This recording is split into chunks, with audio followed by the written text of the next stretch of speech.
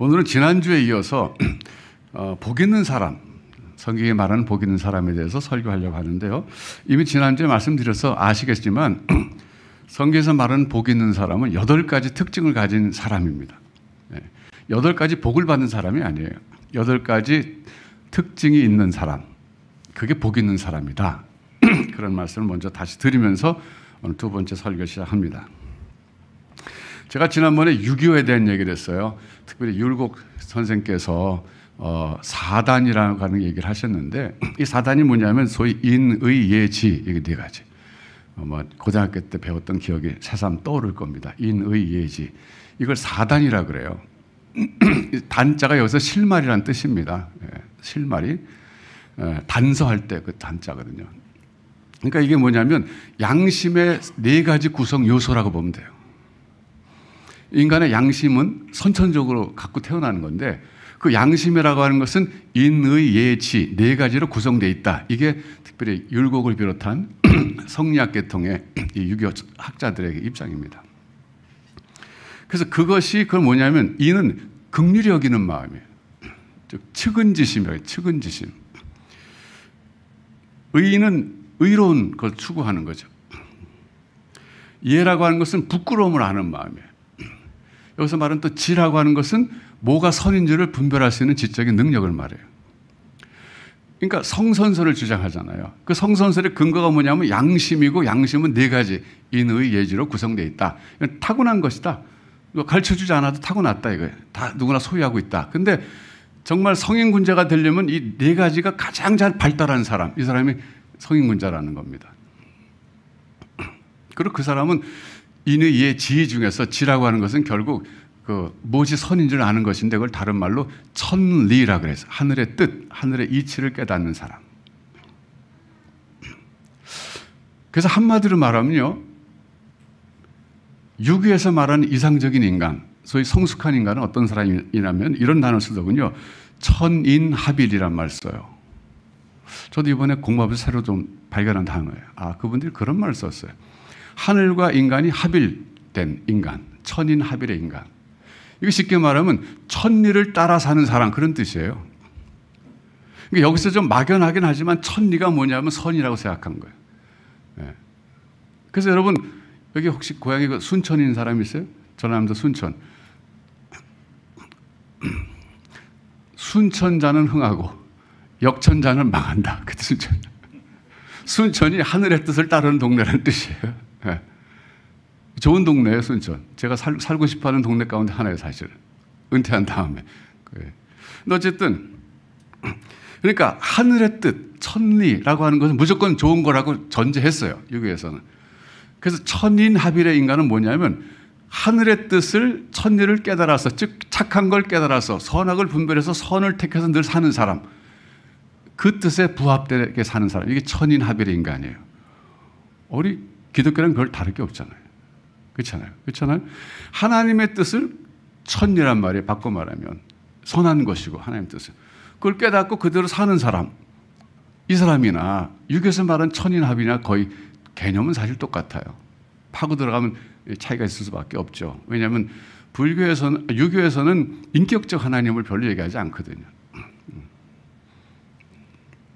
그런 점이 좀 차이점이 있어요. 그래서 제가 지난번에 말씀드렸지만 이것을 우리는 일반 은총이라 그런다 그랬잖아요. 하나님 이것도 우리 인류에게 주신 은총이다. 그러니까 쉽게 말하면 양심대로 살아라, 이걸 강조하는 게 유교거든요. 그 양심도 특별히 인의 예지 4가지가 잘 조화된 양심이죠. 화인 맞은 양심도 아니고. 그래서 오늘 5번째, 긍휼히 여기는 자, 이 사람의 말이에요. 긍휼히 여기는 자. 이게 측은지심이라는 거예요. 유교에서 말하는 인, 불쌍히 여기는 마음. 제가 어렸을 때 수아가 어렸을 때였어요. 걔가 한 5살쯤 됐을 때였는데 어느 날 걔가 그러더라고요. 아빠, 나는 언제나 울 수 있어, 그러더라고요. 제가 깜짝 놀랐어요. 그랬더니 얘가 그때 어린 나이에 이렇게 주절주절 설명하는데 제가 들어보니까 인생의 우울한 걸 깨달은 거예요. 제가 그때 좀 놀랐어요. 5살짜리 된 걸 아는구나. 그러니까 자기는 슬프다는 거예요, 그냥. 그래서 얘도 인간 맞구나. 여러분, 교도소에 가서 그 재소자들하고 대화를 해보면요, 어느 한 사람 불쌍하지 않은 사람은 없어요. 거기 들어오게 된 데는 다 이유가 있어요. 뭐 환경이 나빴다든지 아니면 순간적으로 뭐 잘못 생각해서 그랬다든지 다 이유는 있지만 어쨌든 불쌍하지 않은 인간은 없어요. 여러분, 꼭 재소자들 말고도 여러분 주변에 뭐 친구라든지 누굴 만나서 얘기 들어보면요, 정말 살아온 그 과정을 들어보면 불쌍하지 않은 사람 한 사람도 없어요. 마치 다 피해자 같아. 예. 그러니까 왜 태어난지 모르고 살아가니까 더 피해자 같은 거죠. 그러나 우리는 알고 살아가잖아요. 하나님이 보내셨다는 거 알잖아요. 근데 그것도 모르고 사는 사람들은 정말 불쌍한 사람들이에요. 여러분, 그 25시의 그 게오르그의 그 소설 있잖아요. 25시의 마지막, 저는 영화로 봤지만 그 안소니 퀸이 마지막 장면이 기억나세요? 자기 아들도 아니고 머리가 그 금발이, 그 사람은 머리가 금발이 아닌데 아들을 안고 어안이 벙벙해서 그냥 멍 때리는 표정으로 끝나는 게 마지막 장면이었다고 제가 기억하는데, 그게 인생이었다는 거예요. 그 사람에게 의미도 모르고 자기 왜 그런지도 모르고 출세했다가 뭐 어려워졌다가 막 이러고 살잖아요. 인간은 누구를 막론하고요, 긍휼히 여김을 받아야 될 존재들이에요. 근데 여기 복 있는 사람 어떤 사람이냐면 그 인간의 그 불쌍함을 깨달은 사람이란 거예요. 그게 참 불쌍하다 그러는 거예요. 누구도 할 거 없이. 근데 그 성품은 하나님의 성품이에요. 이 긍휼이라고 하는 것은 하나님의 대표적인 성품 가운데 한 가지입니다. 여러분, 누가복음 18장에 나오는 그 세리의 기도 아시잖아요.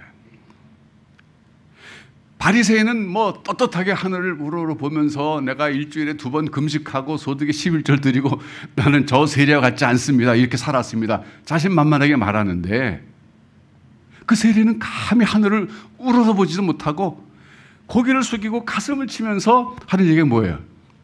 하나님이여 나를 긍휼히 여겨 주시옵소서. 네. 하나님이여 나를 긍휼히 여겨 주시옵소서. 저는요, 제가 성경 구절 가운데 정말 강렬하게 깨달은 말씀 가운데 하나가 이 말이에요. 이 세리의 기도 가운데 나온 하나님이여 나를 긍휼히 여겨 주시옵소서. Have mercy upon me 그랬잖아요, 영어로. 저는 하나님 앞에서 이 자세야말로 너나 할 것 없이 우리 모두가 보여줘야 할 태도라고 저는 생각해요. 잘못하면 우리도 바리새인처럼 되면 안 돼요. 하나님, 제가 다윗교회를 위해서 얼마나 충성했습니까? 제 얘기하는 거예요, 제 얘기. 초창기부터 아무것도 없는 데서 사례를 받기는커녕 제가 돈을 쏟아부어가면서 여기까지 왔는데 제가 얼마나 수고했습니까? 저것들과 다릅니다. 이름을요, 꼴불견이에요, 이거.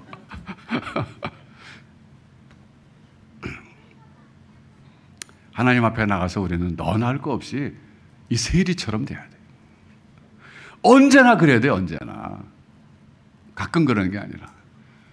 나는 무익한 종입니다. 저는 그래서 이 규절이 정말 저에겐 엄청나게 영적인 깨달음을 준 말씀이었어요. 하나님 앞에서 언제나 제 자세는 이래야 된다는 걸 깨닫게 해주셨어요. 저는 언제나 그래요, 사실은. 여러분이 제게 배울 거 있다면 이것도 하나 배워야 돼요. 저는 언제나 그렇습니다, 하나님 앞에서. 그리고 이제 말이 나온 김에 또 하나 제가 강한 깨달음을 받은 규절은요, 한편 강도 이야기예요. 이거 약간 주제에서 벗어나지만, 당신의 나라 임하실 때 나를 긍휼히 여겨 주세요, 나를 기억해 주세요 그랬잖아요. 그때 주님이 뻔뻔스럽다, 너 평생 죄만 진 놈이 무슨 어디 언감생심 꿈도 꾸지 마라 그러지 않고 오늘 내가 나와 함께 낙원에 있으리라 그랬잖아요. 저는 이 말씀 속에서요, 구원이라고 하는 것은 정말 전적으로 하나님의 은혜구나, 이걸 깨달았어요. 그렇지 않아요, 여러분? 여기에 무슨 공로가 들어가요? 여기 무슨 자기의 의가 들어가요? 아무것도 들어갈 수 없는 거예요. 구원은 하나님의 은혜다. 제가 그래서 장례식 가서 설교할 때 이 얘기를 많이 해요.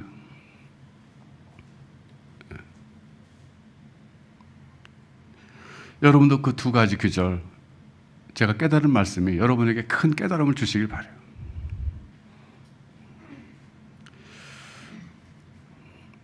이 사람은 하나님께 긍휼히 여김을 받은 사람이에요. 마치 세리처럼.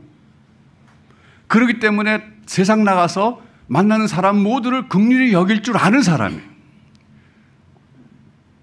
이게 다섯 번째 특성이에요. 복 있는 사람의.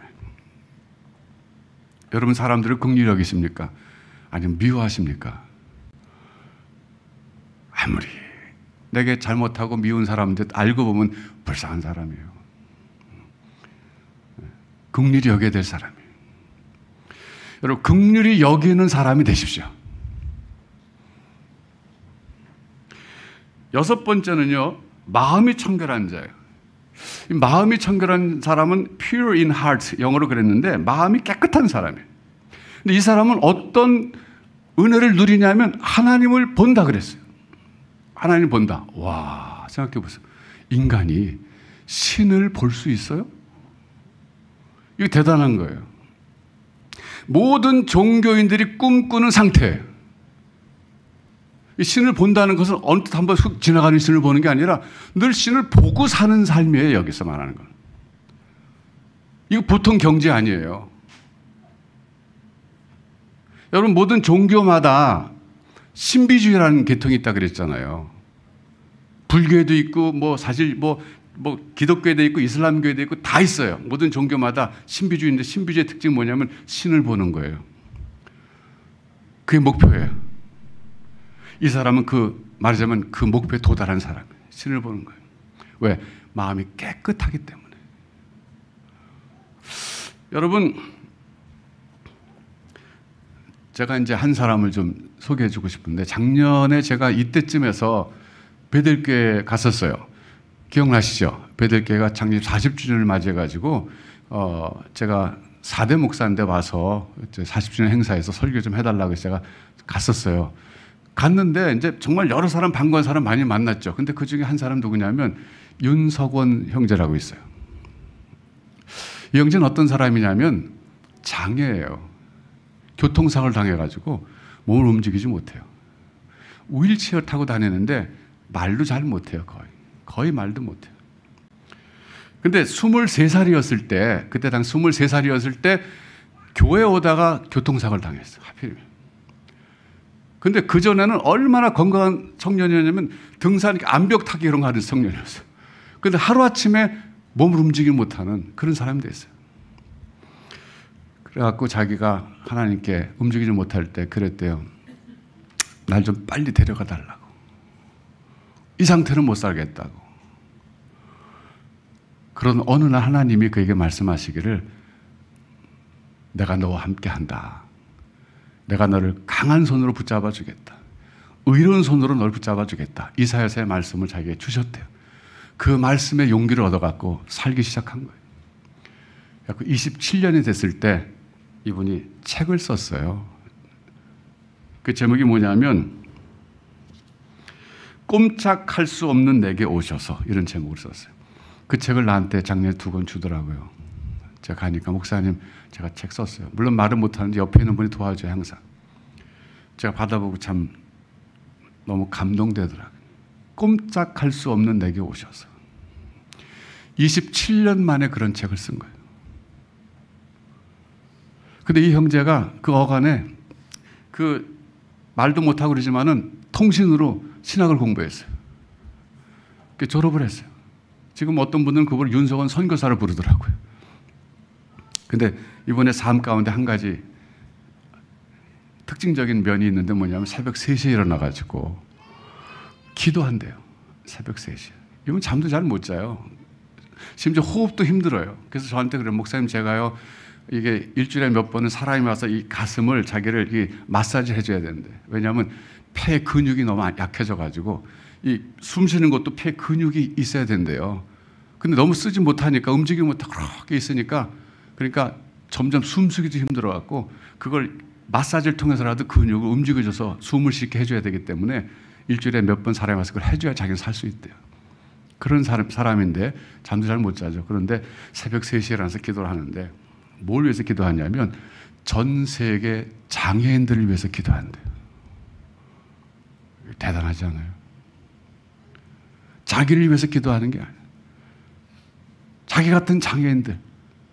물론 그들은 예수 안 믿는 사람도 있고 믿는 사람도 있고 또 자기라는 사람이 있는 것도 모르고 자기가 기도하는 것도 모르지만 그래도 자기는 누군가 널 위해 기도하네. 그 노래 찬양 가사처럼 그 사람들을 위해서 기도하는 사람이 되고 싶어서 새벽 3시면 일어나서 그분들을 위해서 기도한대. 이 정도 되면 하나님을 보고 사는 사람이에요. 기도를 깊이 있게 하는 사람들은 하나님을 보고 사는 사람이에요. 그 얼마나 마음이 깨끗합니까? 자기를 위해서 기도하는 게 아니잖아요, 지금. 제가 그 형제를 보면요. 예배 시간에 보면 맨 뒤에 앉아있어요, 항상. 그 휠체어 때문에 못 들어오니까. 제가 설교하다 보면 보여요. 보이는데 막 얼굴이요. 설교 들을 때 막 천사같이 환해져요. 웃어요, 맨날. 그런 삶의 환경에서 웃을 수 있다는 것 자체가 마음이 깨끗해서 하나님을 보지 않으면 솔직히 불가능한 일이에요, 이건.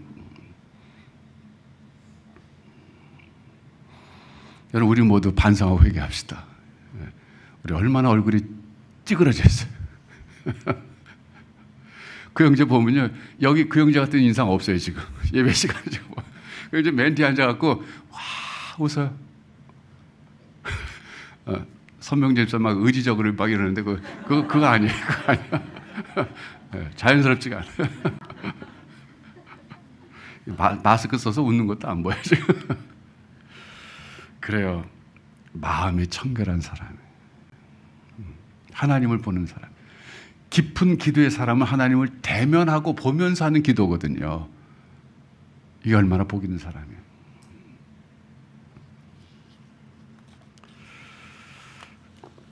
여러분, 화평케 하는 자예요. 그 다음에 7번째는 피스메이커죠. 피스메이커.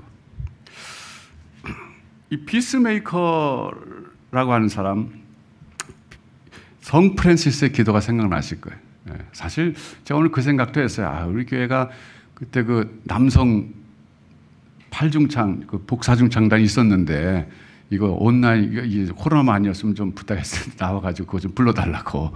얼마나 좋아요. 남성들이 그냥 그거 정말 하면 너무 멋있잖아요.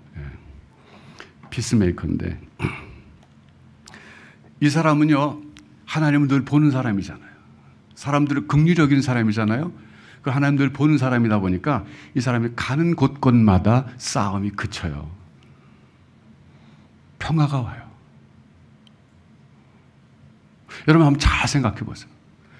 여러분 솔직히 한번 생각해 보세요. 여러분이 여러분 집안에서, 여러분 직장에서, 여러분 속한 공동체에서 피스메이커입니까? 트러블 메이커입니까? 생각해 보세요. 피스메이커가 돼야 됩니다. 근데 제가요, 이 트러블 메이커들을 가만히 관찰해 봤어요. 목회하면서 얼마나 많았겠어요, 트러블 메이커가. 특별히 이민교회는요, 정말 많아요. 제가 왜 그런가를 좀 나름대로 생각해 봤어요. 그랬더니 이민 생활이 너무 어려워서 그래요.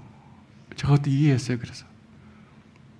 그리고 이민 사회라고 하는 것은 우리 한인 1세들 경우, 2세, 3세는 괜찮아요. 1세들은 메인 그 흐름에 못 들어가다 보니까 항상 소외된 느낌을 받아요. 직장이나 일터에서는.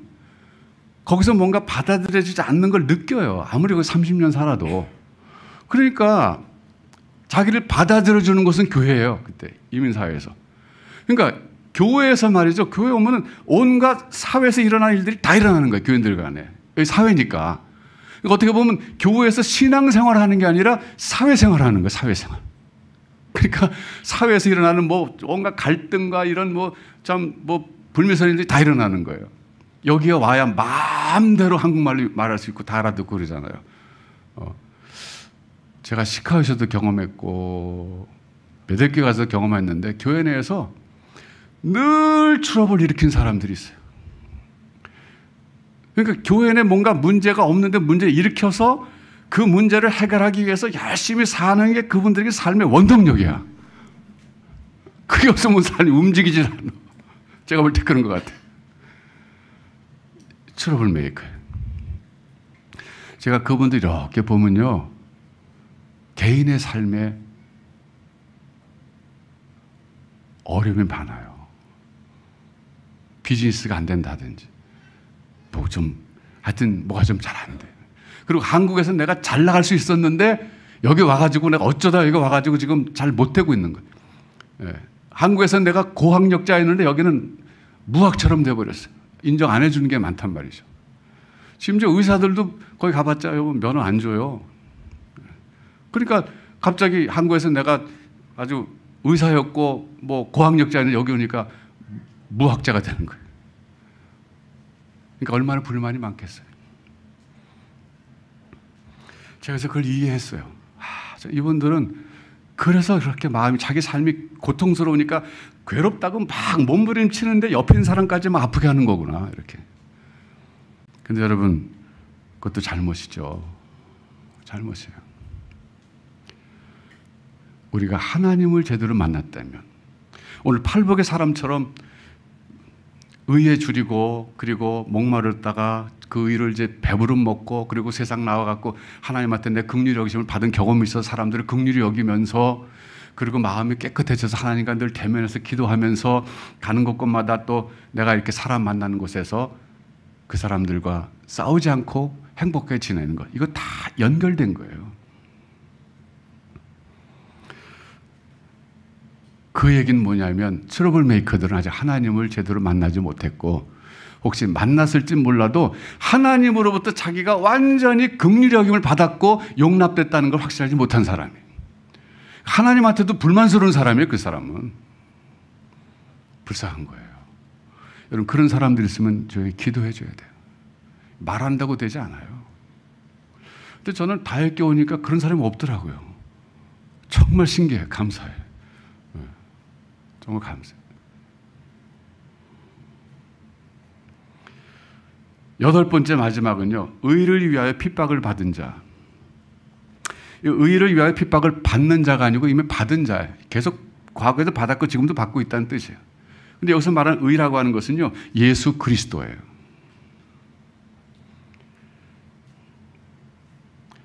나를 인해서 욕하고 박해하고 거짓으로 거슬러 모든 악한 말을 하는 것, 그럴 땐 여러분 기뻐하라 그랬어요. 예. 기뻐하고 즐거워하라. 역설적이죠. 우리가 인생을 살다 보면 직장 내에서 내가 일을 잘못해갖고 참 야단 맞을 때 있어요. 그건 핍박 아니잖아요. 구박이죠. 그거는 구박 당연한 거죠. 그러니까 여러분, 받는 게 구박인지 핍박인지 구별할 수 있어야 돼. 근데 잘못해서 막 구박받으면서 나 핍박받는다 그러면 안 돼요. 집에서 말이죠, 남편이나 아내한테 내가 신앙 때문에 뭐 내가 지금 받는 게 이거 난 핍박이다, 잘 생각하면 구박일 수 있는 거죠. 잘못해서. 여러분, 오늘 어쨌든 제가 간단하게 말씀드렸는데 이 8가지가 성경이 말하는 행복한 사람의 특징이에요. 여러분의 모습을 이 8가지 한번 비춰보세요. 내게 8가지가 다 있나? 심령이 가난한가? 내가 정말 애통하는가? 내가 온유한가? 의에 줄이고 목말라 하는가? 내가 긍휼히 여기는가? 마음이 깨끗한가? 내가 화평케 하기를 좋아하는가? 그리고 내가 의를 위해서 핍박받고 있는가? 8가지가 여러분 스스로가 자가 격려 아니고 뭐지? 자가 진단 기준이에요.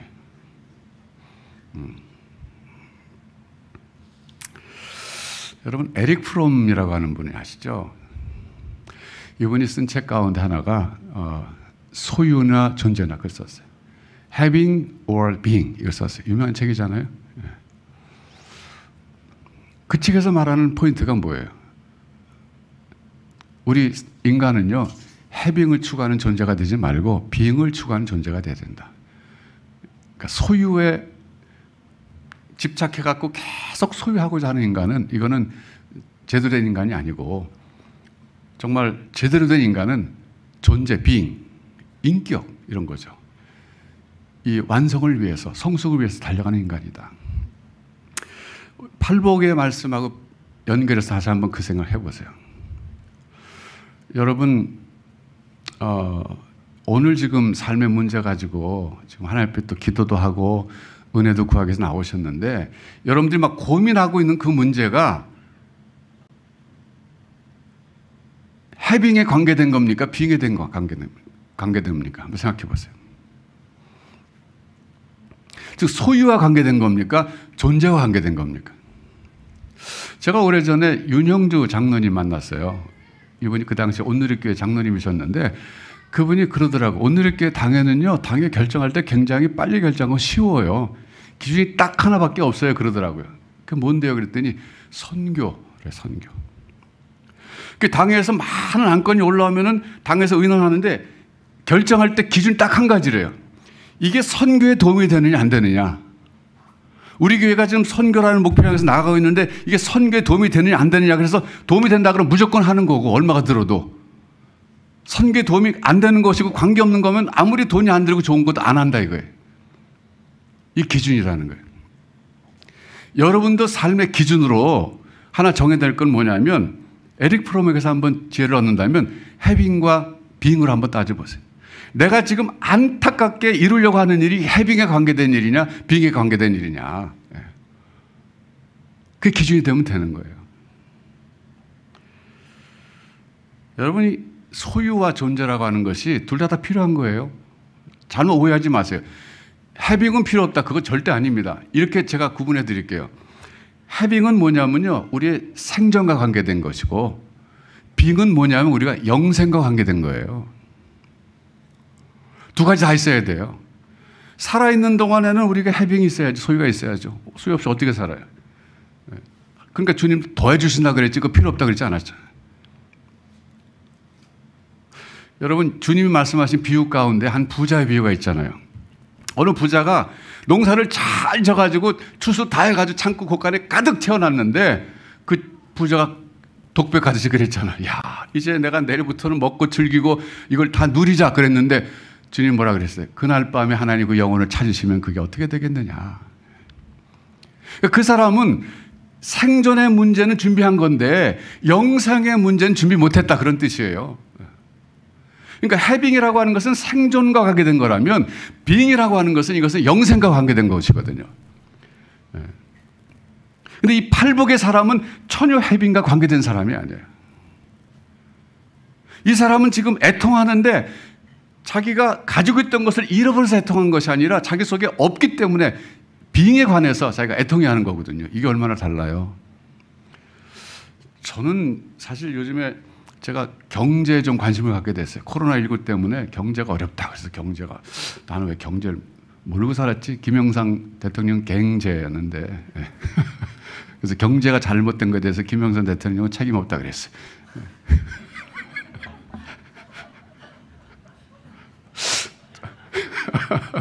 저는 얼마나 제가 무식했는지 요즘 깨닫고 있어요. 나는 왜 성경밖에 몰랐지? 경제를 너무 몰랐다. 세상인데 경제가. 저는요, 투기와 투자도 최근에 알았어요. 차이점. 투기는 나쁜 거고 투자는 괜찮은 거고. 그러니까 부동산 투기 나쁜 거고 증권 투기 나쁜 거고, 부동산 투자, 증권 투자 이건 건전한 거고, 경제활동으로서. 그것도 그렇게 구분 못하고 살았어요. 저는 관심도 없었어요.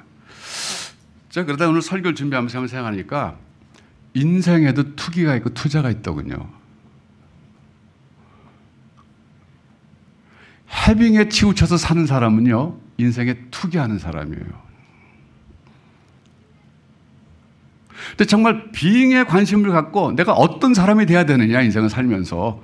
여기 관심 갖고 있는 사람은 인생에 투자하는 사람이에요.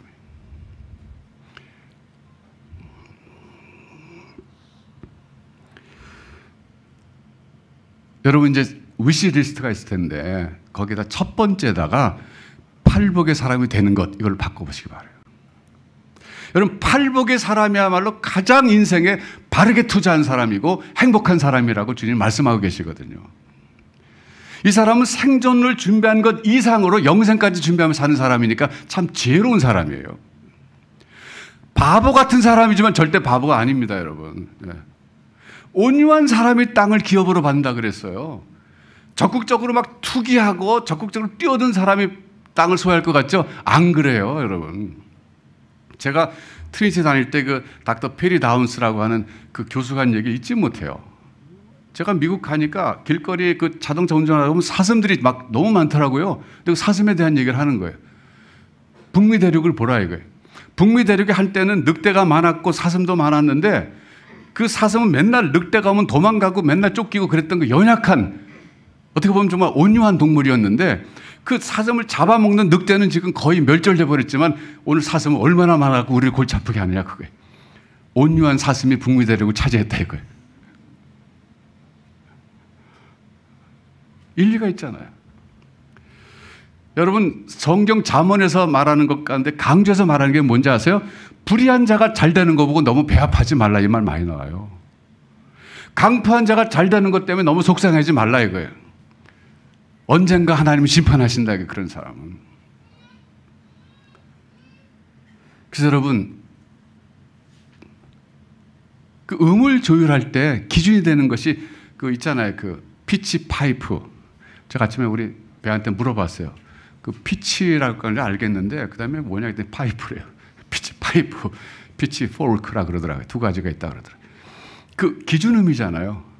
그 기준음이 중요한데 여러분요, 내가 지금 인생을 살아가는데 내가 해빙에 치우쳐 있느냐 빙에 치우쳐 있느냐 이 두 가지 잘 그 기준을 잡고 생각하셔야 돼요. 내가 오늘 있는 힘을 다해서 하려고 하는 일이 해빙이냐, 내가 있는 힘을 다해서 하려고 하는 게 빙에 관계된 일이냐, 그게 기준점이 돼야 돼요. 그리고 순서는요 반드시 빙이 앞서야 됩니다. 해빙을 무시하라는 거 절대 아니에요. 이건 하나님 더해 주신다 그랬는데 그거 필요한 거예요. 생존을 위해서 필요한 거예요. 살아있는 한 필요해요. 그러나 그건 없어도 살 수 있어요. 오늘 팔복의 사람은 전혀 해빙과 관계가 없는 사람이에요. 빙이 다져졌을 때 이런 사람이 되는 거예요. 여러분 팔복의 사람이 되십시오. 그게 목표가 되시기 바라요. 그 인생의 가장 첫 번째 위시리스트에 있기를 바랍니다. 그리고 인생에 여러분 투기하지 마시고 투자하는 사람이 되시기 바라요. 그래서 어떤 일이 있어도 흔들지 마시기 바라요. 소신껏 확신 갖고, 그리고 나는 팔복의 사람으로 인생을 끝맺겠다. 이 팔복의 사람이 사실은 예수 그리스도셨어요. 이분이 모델을 보여주신 거예요. 십자가에서 달리서까지 돌아가시면서 자기를 찌른 사람들, 자기를 고소하고 죽이려고 한 사람들도 아버지여 저들을 용서하여 주시옵소서. 알지 못하고 그럽니다. 라고까지 그들을 용서하시면서 돌아가신 분이 예수 그리스도십니다. 우리가 그분을 모델로 삼고 따라가는 사람들 아니겠어요? 그분이 오늘 자상하게 구체적으로 8가지 기준점을 우리에게 주셨어요. 이 8가지를 소유해라. 이 8가지 특성이 너의 삶 속에서 나타나고 너의 인격 속에서 꽃을 피우고 열매를 맺어야 온전한 사람이다. 주님이 기대하시는 사람이에요. 이런 사람은 주님과 동행할 수 있어요. 이런 사람이 되기를 사모하십시오. 이런 사람이 여러분 인생을 투자하십시오. 그럴 때 주님께서 여러분들을 기뻐하시고 받아주시고 인생을 살면서 이 땅에서 여러분들이 하셔야 될 일을 마음 놓고 할 수 있도록 밀어주시면서 그리고 보장해 주시고 함께 하실 줄로 믿습니다. 기도하겠습니다.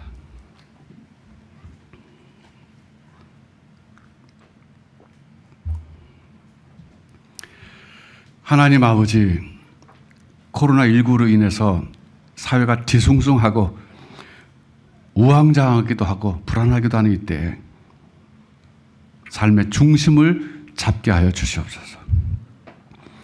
우리가 무엇을 위해서 살아야 하는지, 소유가 아니라 존재라는 것, 어떤 사람이 되는 것이 중요하다는 것을 이 아침에 일깨워 주시니 감사합니다. 하나님 아버지, 우리 주님께서 복 있다고 말씀하신 이 팔복의 사람이 되는 것이 우리 인생의 목표가 되게 하여 주시옵소서. 내 삶과 인격 속에서 8가지 특성이 드러나 보여서 많은 사람들이 스스로 찾아와서 예수 그리스도에 대해서 묻는 일들이 있게 하여 주시고, 그리고 주님께서 그런 나를 받아주셔서 주님의 동역자로 세우셔서 마음껏 쓰임받는 복된 인생들이 되게 하여 주옵소서.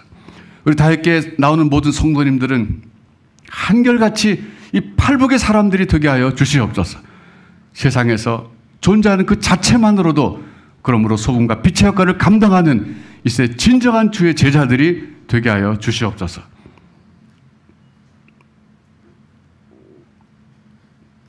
소유도 우리에게 필요한 것을 아실 줄 압니다.